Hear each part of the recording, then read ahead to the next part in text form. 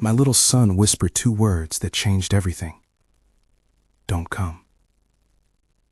He said it so quietly I almost missed it.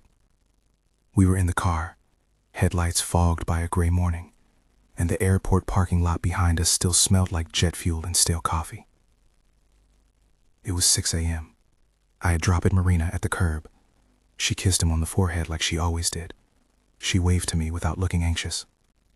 We were married 12 years. She was the mother I trusted. My son was 10. He pressed his small hand against the glass, not looking at me. Then, barely audible, he leaned toward the window and breathed. Dad, don't come home today. I heard Mommy say that men will come. 2 words, a single small breath. Everything in me wanted to laugh and shake it off. He's a kid. Kids mix up words. He gets scared by the movies. He'd been dreaming lately. He told me odd things before. Nothing like this. I froze. The car idled. Outside, the airport's fluorescent lights made Marina's hair shine like a halo. I could see the way she moved, calm, practiced, smiling at a stranger who had stumbled with his luggage. There was nothing in her face, nothing in her hands, that looked like planning or fear. I told myself to trust what I knew. 12 years, shared mornings and dinners, school pickups and scraped knees. But the whisper sat between us like a stone. We drove. I kept looking at the rearview mirror. My son stared straight ahead, as if trying to memorize every lamppost. 2 blocks from home, I slowed on purpose. I wanted to see our house from a distance, to feel whether the world was as ordinary as it seemed. That's when I saw them. A black van parked a few houses down. 3 men beside it. They were leaning toward the gate as if comparing a map. One of them held something that could have been a tool, small, metallic. For a second, I thought it was nothing. Then one of them twisted the gate handle as if testing a key. I thought he was mistaken, until I saw the van. I yanked the wheel and drove to my brother's house. I didn't call the police. In the moment, that decision felt like betrayal and strategy at once. I scooped my son into my arms like I was catching him mid-fall, though his legs were tiny and still. He pressed his forehead against my shoulder and cried once, soft and short. Not the kind of wail that tells you the world is broken, just a sound a child makes to make an adult notice. We sat across from my brother for a long hour. I tried to explain without making my voice tremble. My brother listened, 2 cigarettes cooling in his hands, and his eyes kept moving toward my son as if measuring whether the child's fear matched my words. I remember saying things I didn't believe. Maybe a misunderstanding, maybe a prank. I remember my son's small hands cup-held mine, knots of worry in his fingers. He kept repeating the same phrase, quieter each time. Don't come home today. By about 8 a.m., I couldn't do nothing. I went back to the house. Not inside, not close, but close enough to see the gate and the front camera. I told myself I had checked the security system from afar, watched the footage, reassure myself. I pulled over and logged into the cameras from my phone. The living room camera feed popped up, timestamp 7:45. Grainy, domestic. At first it was nothing. The couch, the Afghan, a vase of fake flowers. Then the van came into frame in the driveway. The door opened. 3 silhouettes moved with the slow, efficient confidence of men who had been somewhere like this before. They used a key. I watched one of them slide something into the lock as casually as if he belonged there. They stepped inside, cameras capturing their shadows crossing rooms. The feed blurred with a low-resolution intimacy, a hand pausing on a bookshelf, the shape of someone checking a closet. None of it was cinematic. It was almost boring. That's what made it worse, the banality of it. They moved through our home like tourists photographing a museum. I thought of calling Marina. I imagined her answering, calm, apologetic, explaining some mistake. I knew, irrationally and deeply, that a phone call would either shatter everything or ruin my only chance to hold proof. Evidence, not accusation, had to be my shield. So I called my best friend, the lawyer. He arrived within an hour. We sat on the floor of my brother's living room with the laptop open between us, coffee gone cold. What we need is everything, he said. Simple, mechanical. He typed like a man who had done this before. Timestamps, downloads, copies. We saved the footage. We copied emails and messages, anything the house computer might have hailed. My hand shook then, not from fear alone, but from the coldness of understanding. Whatever had been whispered was not a child's nightmare. It might be a plan. What I found next made my stomach turn in a clean, clinical way. On Marina's laptop, there was a folder named Pessoal Não Abrir. The absurdity of the title made my throat close. Someone had labeled something "Do Not Open" in Portuguese like that meant anything, as if secrecy could be so obvious it would hide itself. The folder was locked, but we weren't interested in digital irony. My lawyer used a method he knew. We opened it. Inside were PDFs, bank statements and receipts, transfers. One in particular stood out, a wire of 120,000 reals to a company named Soluciones Definitivas Ltda. The account name didn't match any business I knew. It was a ghost company, no website, no visible owner. The money moved like a shadow. We found more, WhatsApp prints, timestamps, a string of messages between Marina and a contact listed simply as R. The messages were short. They used code. They confirmed meetings. They suggested timing. One screenshot, brief and almost banal, read like a logistics note. Dates, locations, amounts. There was another mention, a life insurance policy. Marina was listed as the sole beneficiary. I sat very still and read the same line 3 times because my brain refused to let it finish its work. The policy detail didn't prove intent, but together with the footage, it changed the gravity of everything. What I felt then was not cinematic rage. It was a measured, cold clarity. I could feel my pulse in my teeth. Evidence does something to your mind. It narrows the world to details you can prove. If there was betrayal, proof would be the thing that turned suspicion into action. That was the path my lawyer and I chose. We called the police. We called the delegate leading the case. He listened with a professional patience that bordered on numbness. He told us to prepare everything, copies, files, passwords. He told us not to touch the scene. He told us the only way to ensure an arrest that could be sustained in court was to avoid a trap that could be called entrapment. The words were foreign to a man whose instincts had been to run into the house and confront the people there. But this was bigger than me, bigger than immediate confrontation. We needed a strategy. They suggested a controlled operation. We discussed the camera footage.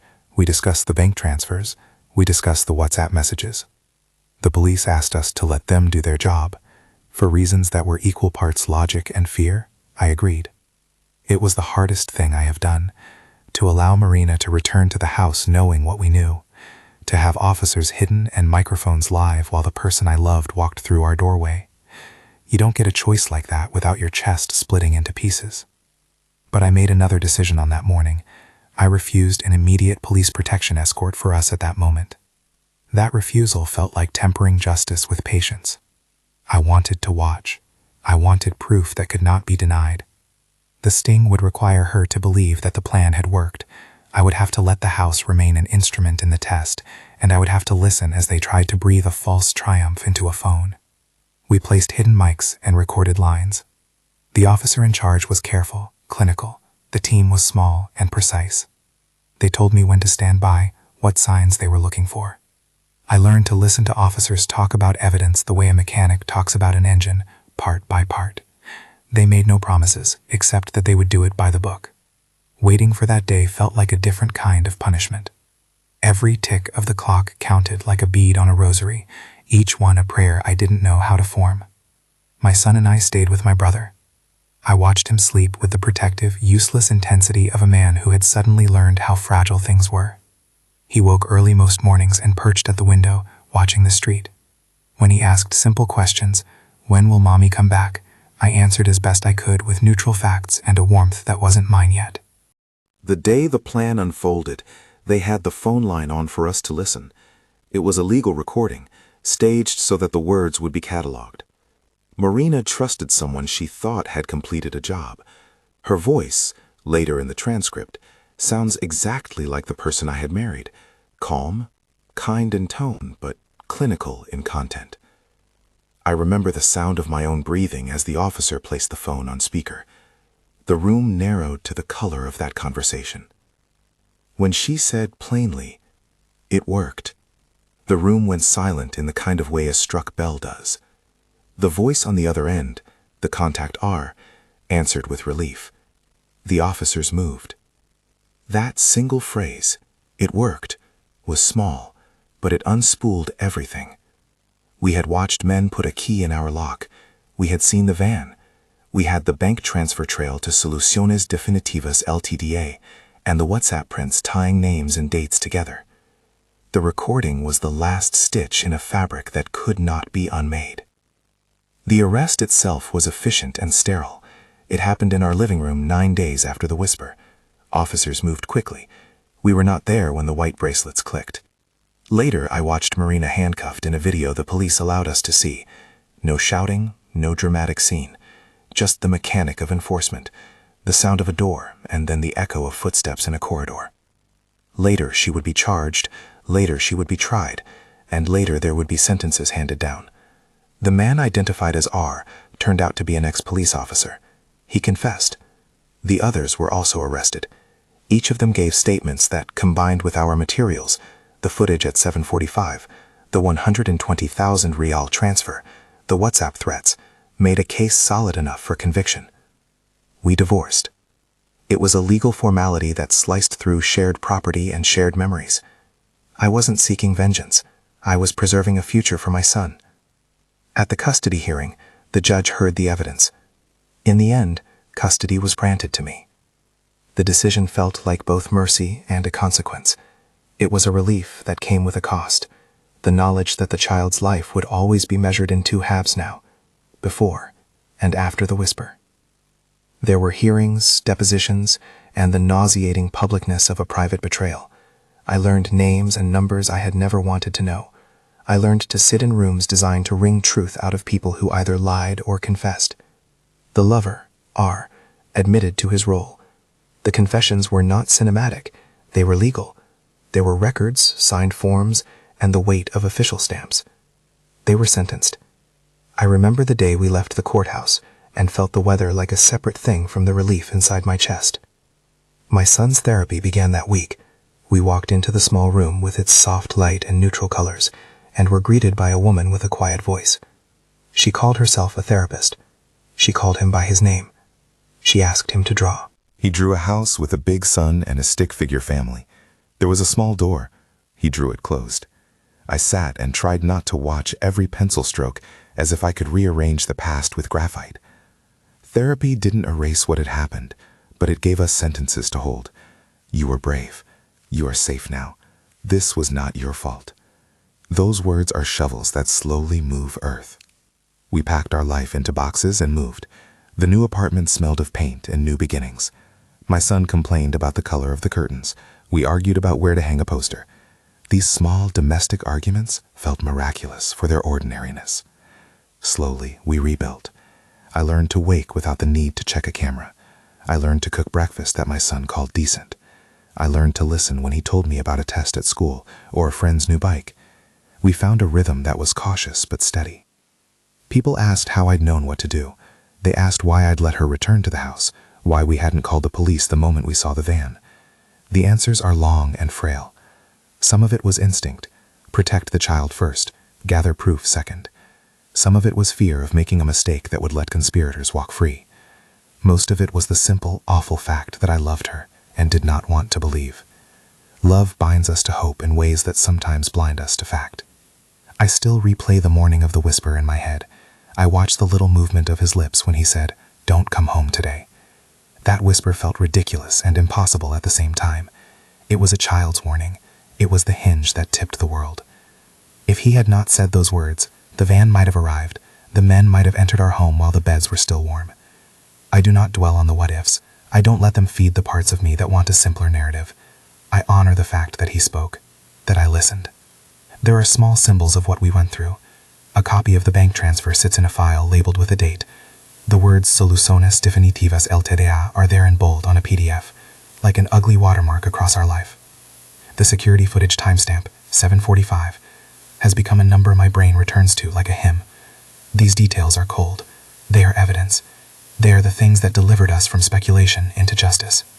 Justice itself was not a great catharsis.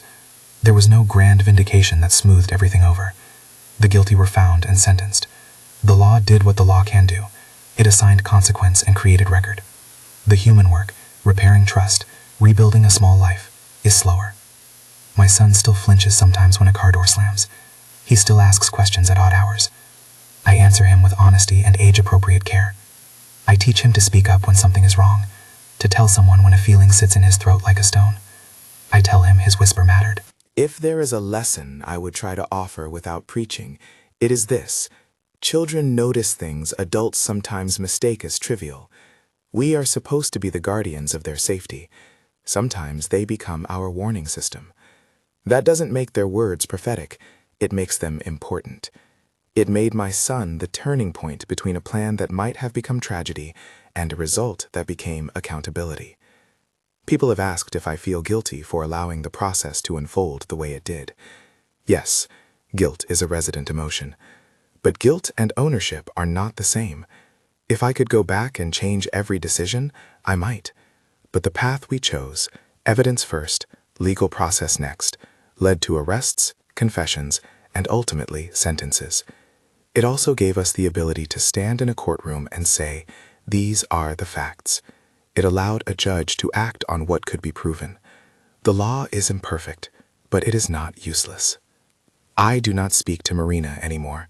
That part of my life is a closed door. There are legal documents that mark the end of a marriage and the beginning of a different kind of life. The child's welfare became the axis. The custody ruling gave me the right to make decisions. I took that duty seriously. I enrolled my son in therapy, changed schools, and tried to give him predictability. I learned to watch for signs, not as a paranoid man, but as a present parent. I learned to listen to whispers, literal and metaphorical. On some nights, when the city hum is low and my son sleeps in the next room, I open the file on my laptop and scroll through the old records, not because I want to relive them, but because they are part of the story we survived. There are the bank transfers of 120,000 reals to Soluciones Definitivas Ltda, the security footage with its 7:45 timestamp, the WhatsApp threads that tied names together, the recorded phone call that contained the incriminating phrase. Evidence like this is not just paper and pixels. It's the scaffolding that allowed a legal system to do its work. I'm careful now about the way I talk about what happened. I don't tell the details in every conversation. The more public the retelling, the more I risk turning my son's experience into a spectacle, and that is the last thing he needs. The story is mine to tell because it happened to me, but it is also his to live, day by day, beyond the whispers and the courtrooms. We still move slowly into trust. There are days of laughter now that are genuine and bright. There are also days when the past presses against the present, and we feel the weight. Through counseling, through the steady rhythm of small domestic obligations, through the kindnesses of friends and family, especially my brother, we are learning to be a family different from the old one, but a functioning one. My son is learning that he is safe. I am learning to be the kind of father who listens first and panics second. If you're watching this because a line of something in your life felt like a whisper too, listen. Not every small voice is a warning, but not every warning is loud. If a child says something that unsettles you, treat it with the seriousness of the moment. Gather facts, document, seek legal counsel, but also protect. Love can make us commit the softest mistakes, choosing denial because truth hurts. Denial is a human currency. It buys comfort for a time and costs more later. I cannot overstate how ordinary the moments around our crisis were. An airport run at 6 a.m., a child's whisper in the back seat, a black van 2 blocks away. Ordinary things piled into an extraordinary set of events. If there is gratitude in my life now, it is for the small acts that became lifelines. For my son who spoke, for my brother who opened his home, for a lawyer who listened and moved, for a police team that turned stubborn patience into evidence, for therapists who taught my son to draw a house and close the small door softly rather than slam it. We are rebuilding. The scars are there, but they are not the only thing that defines us. The legal endings came, arrests, confessions, sentences. The human work continues. Therapy, custody, a new apartment, new routines, new breakfasts. I live with a cautious hope. I do not close my heart to what love can be because of what happened. I simply shape it now with care. If this story resonates with you, if something in your life has been a whisper, please let it be the reason you pay attention. If you want to hear more from me, hit like and stay with me. I'll keep sharing what I can. For those who have asked, yes, my son is receiving therapy, and yes, we are safe. For those who wonder about the legal end, the conspirators were arrested and later convicted. The evidence, the van, the 7:45 footage, the $120,000 transfer to Soluciones Definitivas Ltda, the WhatsApp prints, and the recorded conversation was decisive. Thank you for listening to this testimony. If you're watching, tell me where you're from in the comments, and subscribe if you want to hear other true personal stories. We survived because one small voice was heard. We are living proof that even when a world cracks, it can be pieced back together, slowly, carefully, and with truth as the mortar.